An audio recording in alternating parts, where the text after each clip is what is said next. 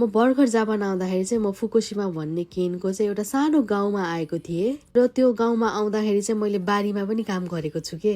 म first time Tokyo आउँदाखेरि चाहिँ एकदम ठुल्ठुलो बिल्डिङहरू होटलहरू देख्दाखेरि चाहिँ बल्ल विदेश आएको जस्तो फिल भएको थियो के। मैले कहिले पनि सोचेको थिइनँ यति ठुल्ठुलो होटलमा गएर चाहिँ मैले काम गर्छु फ्युचरमा गएर भन्ने चाहिँ मैले सोचेको पनि थिएन सपनामा पनि। आज मेरो काम चाहिँ टोकियो डोम होटलमा थियो र क्लाइन्टले चाहिँ मलाई न्युयोर्कबाट बुकिङ गर्नुभएको थियो।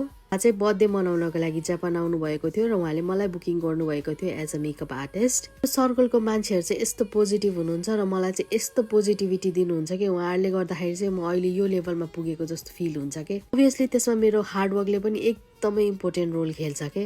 उसले चाहिँ सोचेको थियो होला होइन त फुकुशिमा केन जस्तो ठाउँमा सानो गाउँमा आएर बारीमा काम गरेको मान्छेले अहिले टोकियोमा चाहिँ इन्टरनेसनल मान्छेहरूसँग चाहिँ मेकअप गरेर हिँड्छ भनेर। Thank you so much Rakesh Vikram शाही।